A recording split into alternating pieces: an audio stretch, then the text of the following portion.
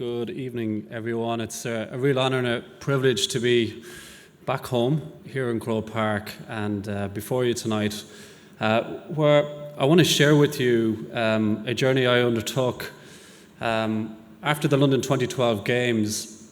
Kind of felt that my experience in Irish sport was kind of in a HP setting where I was beginning to see the significance of relationships to world-class outcomes, as evidenced, for example, in the Irish boxing programme. And I really wanted to try and study how significant were these relationships around other really, really important outcomes, namely whether a young teenager decides to stay involved in sport or not. So the title of my talk tonight is really A Play to Stay culture, what matters? And with the talk, I'm going to take you through, I guess, where we ended up. This is actually the launch of the research findings in Croke Park on August 2015. The guy to the right is Professor David Laverty, who's a world leader in sports psychology, and the guy on the left is a world leader in the whole space of social identity. Both of these academics advised the GAA and myself over 3 years on how to solve dropout within the GAA. Before us are the guts of 200 players on the field who took part in the experiment. And when I was sitting there at the very, very end of this project, there were three main things that I was sensing. One was the sound of player engagement. When we typically coach, we coach from the perspective of the eye, rarely really accessing the other senses, particularly around hearing. And in that day, there was no one in the stadium. It was absolutely empty. But the number of voices and the nature of the voice was really around young kids actually really, really enjoying the nature of our games. The other thing is just coaching efficiency. So if I could maybe pose a question to you, what's the minimal amount of coaching that you have to do to achieve the maximum impact? And with this experiment, we did minimal coaching, but the impact was absolutely extraordinary. And then the final thing was, young people between the ages of 12 to 16, do not underestimate how they can look after each other during a program of games or during a games experience. And what am I talking about there? Well, there was one particular story where a young player arrived into our Super Games Centre in Kildare, and his name was Paul. And when you start the Super Games Centre experience, we have this questionnaire with 100 questions with 6 boxes per question. And it takes about 15 minutes to complete the questionnaire. However, this young man ticked every one of those boxes. And when I went over to him, I said, Paul, you only need to tick one box. And he kind of looked at me and just continued to do it. And straight away, I kind of realized I might be dealing with a young man here who might have a learning disability. So I immediately told the team on the ground, I said, this is going to be our ultimate measure. Can this work for him and how he sees the world and where he's coming from? And he had a pair of rugby boots on with a set of studs and a gum shield. And it was almost like he was coming down for war. So over 24 weeks, I watched this young guy's experience inside a player group made up of young boys, mixed ability. And for the first 6 weeks, anywhere where the ball was, so if it was down the other end, he'd stay up the top end. If it came near him, he'd go to the left-hand side if it was over on the right-hand side. And over a period of weeks, I began to see the team that he was on bring him into play, and the team that was against him switch off all the pressure around him and actually bring him into the game. By the end of the 24 weeks, he was seeking and looking for the ball. And so we get to the end of the 24 weeks and we're doing these focus groups. And typically it's quite hard to get parents to speak about their experience of their child in sport. So I was only looking for 4 volunteers that night, and I actually got 9. Before I even got the recorder up and running and going, one parent, she said, I want to get something off my chest before we do this. For those of you who don't realize, my son Paul has got a very severe learning disability. And over the last 24 weeks, I've noticed a change in him that I need to find out how this happened, she said. It's astronomical. And she went on to say that her experience with her child is, given the nature of the disability, that she is his best friend. and that this young teenager with the disability he doesn't have friends. He doesn't have that connection, that sense of belonging. And sport has been a brutal reality for him, where typically he doesn't ultimately have that sense of belonging. She arrived at the traffic lights one day in Maynooth, and he got very excited in the back of the car. He let down the back window and he let a roar out to 3 lads that were coming down the high street in Maynooth. And he shouted out their 3 names. He said, "Lads, I'll see you Thursday night." And she looked in the mirror at her son, and she said, "Who are those lads?" And he said, "They're my friends. They're my friends." And the reason why I tell you that story is, when you talk about culture, I guess, what is the purpose of Gaelic Games? I speak to you as somebody who goes to work every day in New Zealand to support 90 world-class coaches to try and be something on the world stage. For me, the story around Paul, his experience and his impact is infinitely more valuable and infinitely more significant. When I think of culture, this is probably the best definition I've ever come across. Daniel Coyle, The Culture Code, is a really, really good book. He suggests that culture is a living set of relationships working towards a common goal. It's not something you are, it's something you do. And I would completely agree with Peter. It is about living the values and living the behaviours. The challenge is, how clear are you on your purpose and your values? And one of the guys in the room here tonight, James Kelly from Laois, when we were actually finishing up a players focus group, one player summed up the GAA play to stay culture really well in 6, 7 words. Here, everyone is good enough to play. He wasn't actually saying you're good enough technically. He was actually saying that every young player is worthy enough to be able to play a game in a safe and enjoyable setting. And that was probably, out of all of the 40,000 pieces of data we collected, the most significant insight, and it was offered by a 14-year-old teenager. So for me, a play to stay culture, what matters? A leadership duty of care. So for all the chairmen, secretaries, the Director General who's here, the provincial games directors that are here, it starts with you. Part of the challenge here, I think, with young teenagers is that sometimes their voice isn't ultimately heard because we don't actually ask them what they really think. And because they don't know how to voice their opinion or their need because they're teenagers and they're growing, you get this really, really interesting information gap or an awareness gap that can happen in sports systems. There's a spectrum of needs out there, I guess, within the GAA family right now. It's really, really important that there's a set of opportunities to match to those needs. And I guess what we're now seeing, I guess, within the GAA is your system is beginning to diversify. You're beginning to go from single rigid system to something that's becoming a lot more flexible and that has the ability to meet more needs more often. And I guess the final thing is, if we can't engage and retain the youth, you can certainly retain and engage them into adulthood. So the very notion of how a club survives, I believe, is actually at heart here. The second key thing I feel that matters is participant-centred game design. When you look at the games and the ways in which you can innovate as a coach to ensure that the game's conditions are relevant to need is really, really important. But it's really important you get clear on the mission and the values of why you're there, why the participant is there, and are you shared and aligned on that? And I guess when you gamify the values, and what we did in the research here, we selected 6 values from the literature, and we created modifications in the games that ultimately brought the values to life. So to live the values, you've got to bring them to life as a coach. And the final thing that I think is really important around participant-centred game design is there's no point in designing something that you don't promote very well. How do the youth want to be engaged with in terms of the style of poster, the information channels they're using?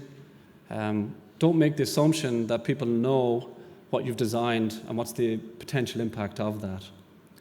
And the final piece is a safe and beneficial games experience. People have got to walk away feeling enabled, enriched, a sense of competence, a sense of confidence. If you find yourself in a situation where your behavior and your conduct as a coach is leaving a young person feeling negative, upset, violated, I think you've failed in your duty of care to that young person. So it's got to be safe and it's got to be enjoyable. And the final point there, just regarding venue and timing. Venue and timing is, I think, really important with youth, all of their interests, all of their needs. We've got to really understand what else are we competing with to ensure that the games have got the ability to be timed and staged really well with other responsibilities. When we designed this intervention, this was our very, very simple thinking framework. This is what we thought the problem was in 2013. 2 dropout factors, system being rigid and limited. At the age of 12, we go from an inclusive games reality around Go games to 15-a-side competition format, and it's kind of a fit in or feck off reality in and around that.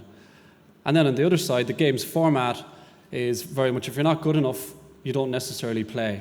So the best get better, and those that haven't developed the competence are kind of either sidelined, and in most cases, they decide to leave. So what we did is we just reversed the model. The participation opportunity, let's make it flexible and open, but also ensure that the experience is inclusive and it's values driven. Cue the Play to Stay National Pilot Programme. Here were the 10 sites, and by the way, this would not have happened only for a number of people in the room that are listed here. I want to call them out because they took this opportunity and they localised it and they brought it to life. And without them, this would not have happened. And without the support of the 4 provincial games leaders, it wouldn't have happened either. So what we did, I guess, there were 2 12-week games programs as listed below in the timeline and as listed in relation to the map there. This is very much the how. Here were the 6 Play to Stay values: positive feedback, belonging, respect, enjoyment, effort, and empowerment. And what we did is we created 12 modifications around those values. And for every night of games that we ran, we just selected one value, and this was the coaching process. So what we did was we'd say, for example, what does respect mean to you? Then we introduced the modification, and then we would say, how will this modification affect play? How will it affect interaction? Then the games would happen, and then after the game, we'd ask the same questions, but with a past tense orientation. I guess what we were trying to do is to build the players' awareness around the experience that they just had. And that was as simple as the coaching process. There was no active coaching during the games itself. Key findings, so these are all a whole range of psychological variables. So there was a reduction in intentions to drop out and a reduction in dropout stress.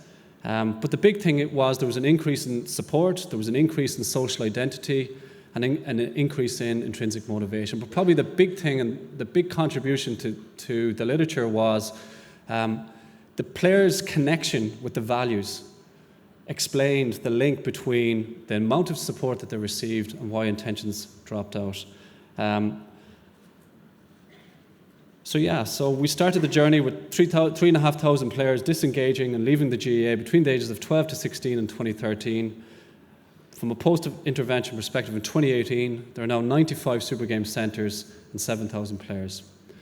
I'm now going to hand you over to the rest of the team who are going to talk about the lived reality on the ground with the Super Games centres. Thank you. So Super Games, for yourselves as club coaches, what do you need to consider? How many age grade teams operate in your clubs? How many players on each youth age grade team? What percentage of your players see minimal or no game time on a weekly basis? So is it all about the first 15? Do they get to play everything and everyone else sits on the bench? What opportunities do you as a coach provide for your players who don't get adequate game time? And what's the structure of your session? Does it include training sessions, competitions, team building opportunities, or informal games opportunities like Super Games? Your formal would be your traditional fixtures. So what are Super Games? They're small-sided games formats aimed at 12 to 17-year-olds, organised on an age-related and developmental needs basis. Again, informal playing opportunity with minimal to no coaching inputs. Again, the games are not results dependent, which our fixtures programme generally is, and probably too results dependent. They're youth-centred, where they set the prevailing values, and they get to organise the games. So this is Stephen down in Leitrim. I think it's a great initiative. It's a real relaxed feeling around it. So it gives the players the opportunity to come here tonight, play without any coaching, without anyone shouting at them, any of the hassle of that. No pressure and no emphasis on winning, which is the big one. I think a great thing with this is giving the lads an opportunity to come and play with different players is a big one. So they're used to always playing in their own clubs, we say. So when they come in here, they're mixed up through other teams, and it's an opportunity to play with new players, which is excellent. So then we've Carl in Loud. We're providing the platform for them just to come in and play and express themselves. The main thing that Loud GAA are trying to get across, is just free play football and give them plenty of ball and plenty of games opportunities here, because that's at the end of the day what kids want is games, games, games.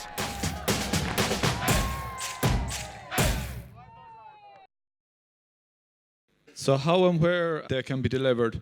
So it's a series or a number of blitzes, minimal coaching input, small-sided games and all game-based.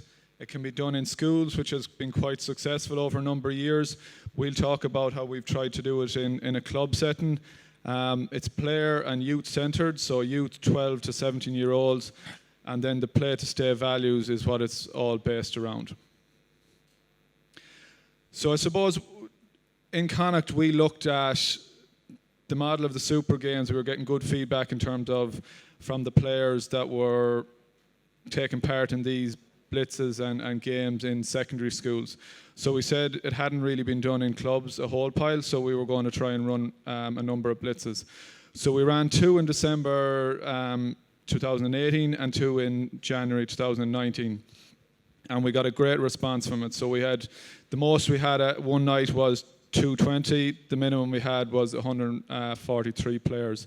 So over the whole amount of the 4 nights, we had 777 players participate. 48 clubs from all 5 counties was represented, which was great. And the positive feedback we got from players was brilliant. Then in March, we branched it out into each of the counties, where on March 15th, all counties ran at least one location, and there was 8 locations in total. Galway Hurling then went another step further across February and March, and their second last night was that March 15th, where they had 5 regional blitzes and 1 monster blitz where it all came into one location on March 15th. So they divided the county into 4 regions, so there was 11 clubs per region, and one person coordinated that in each region. So then the latest one we're after doing again was in all the counties. So the 5 counties took part. We had 13 football blitzes, 8 hurling blitzes across 11 locations, and over 700 players participated across the codes. So we had everything from, 98 was the highest, and we had 20 in another location. And everything in between. So it doesn't have to be a massive event. It can be anything from 10, once you have enough to play 4 or 5 aside, that's fine. If you have 100, you just play it on multiple pitches. This is just some of the feedback, I suppose, why we've persisted with it. We've got a small bit of negativity from, I suppose, adults, because it's not your traditional competitions format, but we have got some good feedback from clubs, but particularly from players. So you can read that one there yourselves. And we've a second one here now in a minute. This one, I tried to watch the games where the weaker lads from my group were playing, and they got on very well, simply because the better lads from the other clubs were unaware of their ability. Therefore, I had no problem passing to them, where this would not always be the case in our own training or schools training. It's amazing what a few games like this can do for a young fella's confidence. So again, a lot of the time in club games, it's your strong 4 or 5 players that play the majority of the game. It's your strongest 15 that play, because winning is important, and the rest are just left there. And how are they supposed to develop if they don't get any formal or informal game time? Ourselves and Loud ran the same as the guys ran in Connacht with the Friday night lights. Obviously, it was played on a Friday. The lights obviously under the floodlights. 4 weeks of activity. We ran in the centre of the Loud Centre of Excellence in Darver. As you can see there in the infographic, it's all on it with the numbers and stuff we had attending. It was ran over the first 4 weeks in March. So we 337 kids from the clubs within the county registered and attended. As you see, the figure beside it is 284. So we had 24 clubs registered kids to play. We also give the kids, as you see on the graphic, 48 additional games. Okay, when we speak about game time, that's, I suppose, what all the kids want is games continuously. And then on the hurling side, 4 clubs represented, 55 players over the 4 weeks. And again, it's given those guys more game time, especially in Louth when we actually only have 4 hurling clubs. So to give those guys more games was really good as well. Again, over the 4 weeks, we had 12 official county referees involved, 9 football and 3 hurling, which was excellent. Again, the guys just refereed the games. So it was brilliant for the kids to have those official referees coming down to look after that. Also made it, I suppose, a wee bit more professional for them. And then just, you see, I have 4 Sky Sport equipment packs. Sky Sport's been very generous sponsors of the Super Games, and provided us with equipment packs. It included cones, footballs, slitters. So again, and bibs also. So it was really good to have those for the night, that we had give the kids, I suppose, more footballs than they need, more slitters than they needed, so the games were continuously going. The way we kind of done it, we give each referee a pack. So the hurling referee got, I think, 24 slitters. Each football pitch had at least 10 footballs, so the games were continuously going. There was no stopping. We got the kids to organise themselves in their own positions, and basically just let them play. We reinforced when we were advertising this within the county that there were to be no coaching from the sideline from parents or coaches. So basically we were looking for that silent sideline just to let the kids play football. And what that done, I suppose, essentially was just create that stress-free environment to let the kids play football. And something that Daragh spoke about earlier on in his presentation, which I seen also, it was just kind of refreshing just to hear, I suppose, the kids communicating on the football field. It was very quiet. All we heard was the referee's whistle and the kids, I suppose, communicating, which was, something that was really refreshing.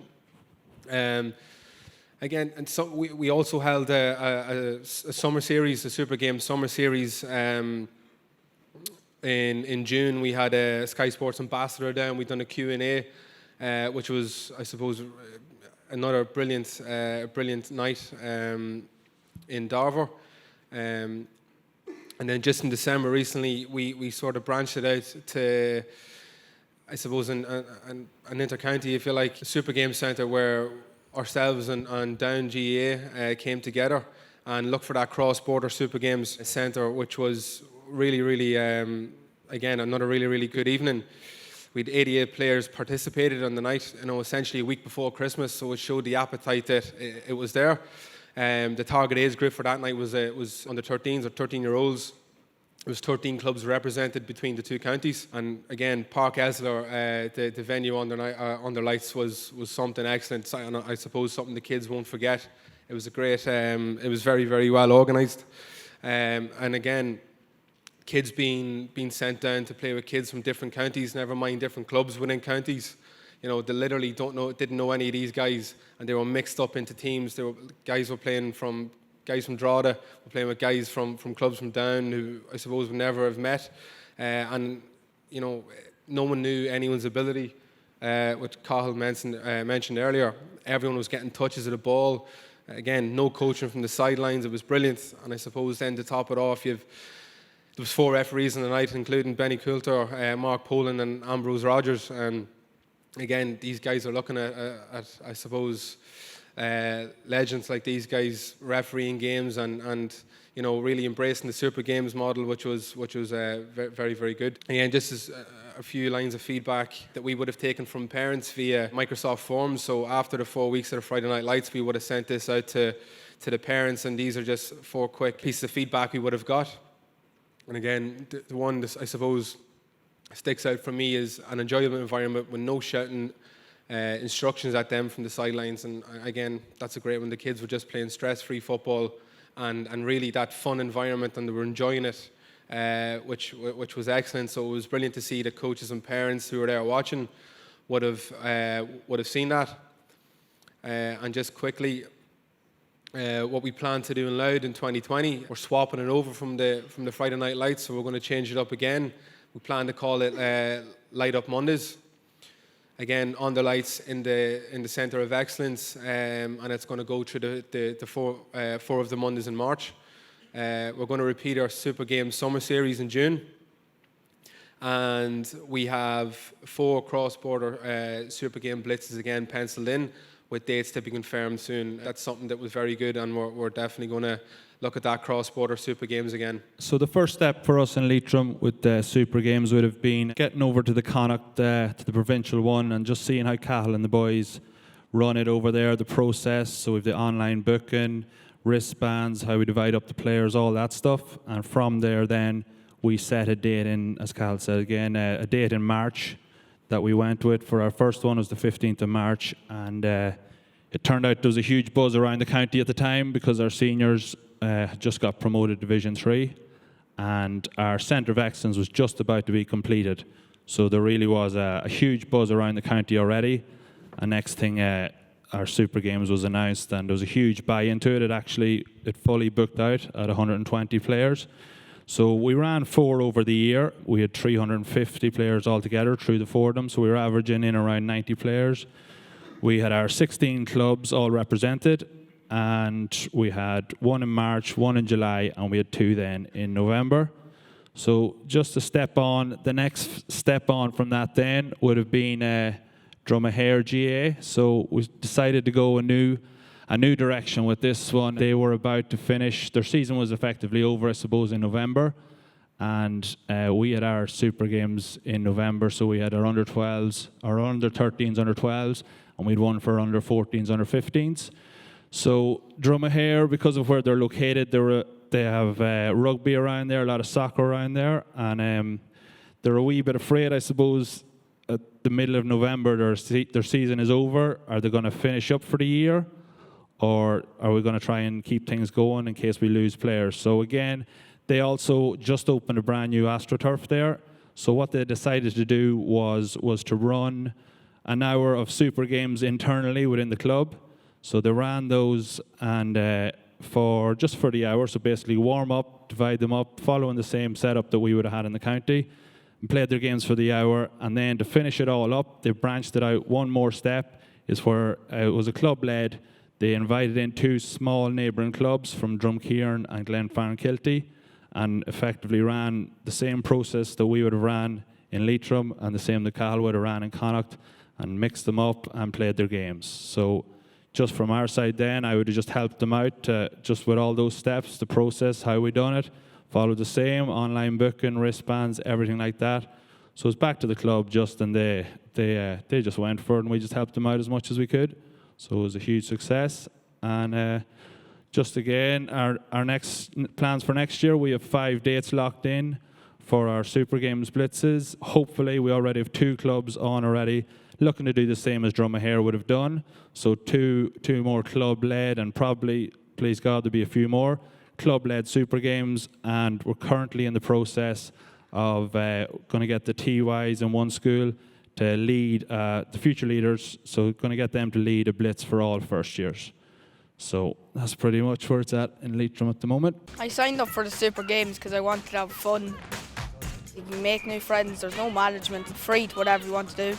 It's a good crack, it's a good evening out, and you get to play with other people from different clubs and mix with others and become friends with others as well. It's not about winning, go have the crack, play a bit of football, just like you would when you're in school.